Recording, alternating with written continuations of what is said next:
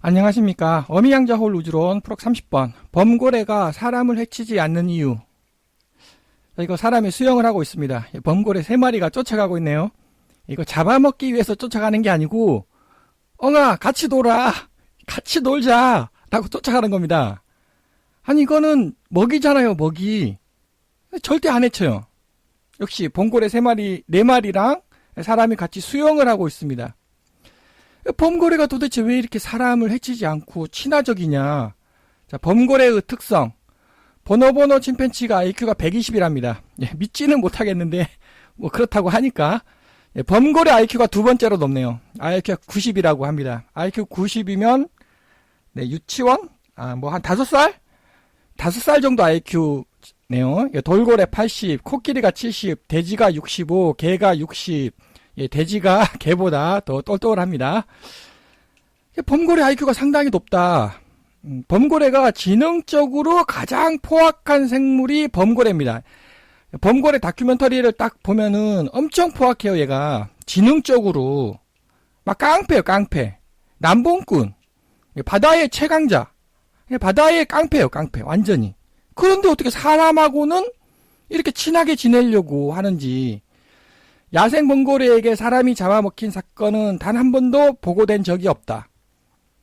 가장 강력한 포식자인데 절대 사람은 해치지 않고 친구, 동료, 애완동물처럼 지낸다고 합니다.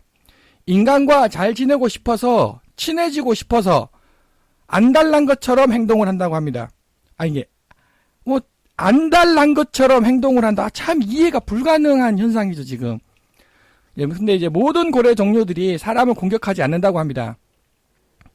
범고래가 인간을 물개나 바다사자로 이제 오해를 하죠. 저 멀리 있으니까. 가지고 막 쫓아옵니다. 근데 사람을 그것이 사람이었네 라고 알게 되면 그 즉시 추적을 멈춘다고 합니다. 범고래 톰이라는 범고래가 1840년부터 1930년까지 살았습니다.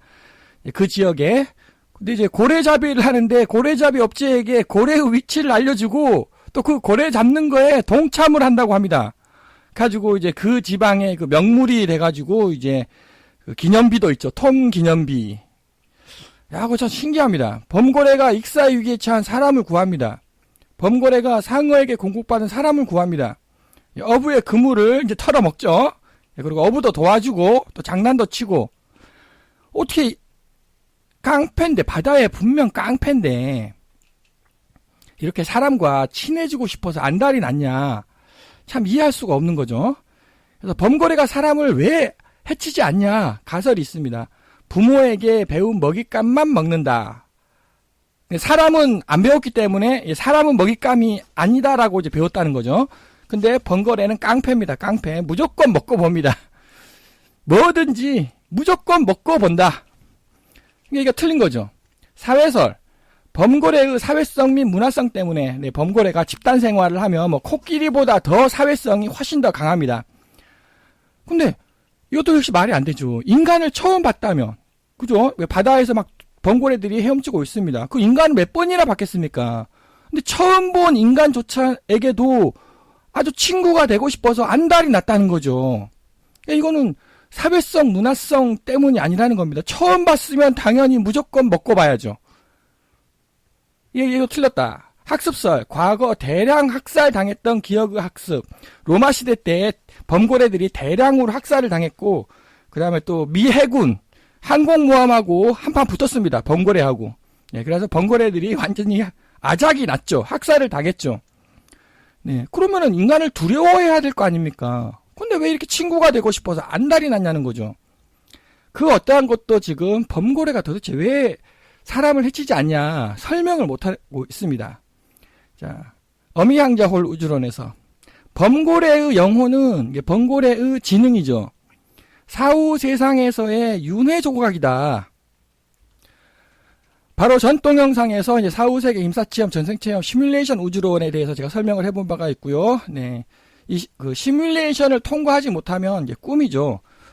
나의 꿈의 실패를 성공으로 이끌지 못하면 결국은 그 영혼은 시뮬레이션 우주, 사후세계죠. 시뮬레이션 우주에서 살아갈 수가 없는 거죠. 시뮬레이션이 수행이 될 수가 없습니다. 성공을 계속 실패만 하니까, 그러니까 그 영혼은 결국 조각조각 나게 됩니다. 그 조각난 영혼이 다 어디로 가겠습니까? 네. 그중 많은 부분이 범고래에게 간다. 그래서 범고래의 꿈에 사람이 나온다. 사람의 영혼이 윤회가 됐다라는 거죠. 네, 세부적인 설명은 제29장.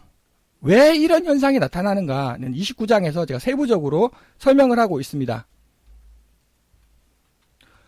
그러니까 범고래, 자, 인간을 처음 봤어요. 인간을 처음 봤다 할지라도 꿈에서는 엄청나게 인간을 봤다는 거죠. 꿈에서. 그래서 꿈에서 인간이랑 같이 놀고 이제 자기도 인간이었다는 거죠. 범고래가. 그러니까는 처음 본 인간도 이렇게 친해지고 싶어서 안달이 나는, 너무나 자연스럽게 왜 이런 현상이 발생하는지 설명이 되는 것 같습니다.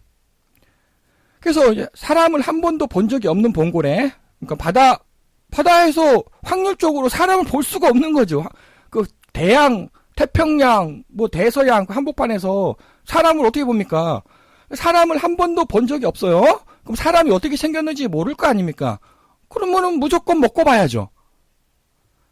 자, 그런데 그 사람 꿈의 정보, 꿈에서 사람이 나온다고 제가 이제 주장을 했고요.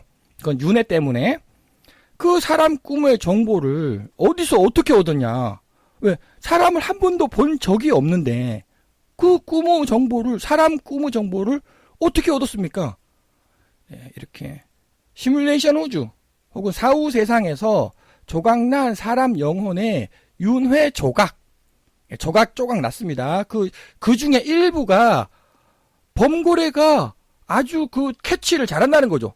조각난 사람 영혼의 윤회 조각을 범고래가 아주 캐치를 잘합니다. 그건 계속 꿈을 꾼다는 말은 캐치를 한다는 거죠. 잡는다는 거죠. 이러한 조각난 영혼 윤회 조각을 막 자기가 잡아가지고 그 범고래의 정보로 이제 바꾸는 거 아니겠습니까?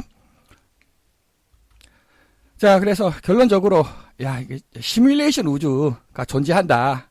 즉 영혼이 존재를 하며 그 영혼은 조각이 나게 된다.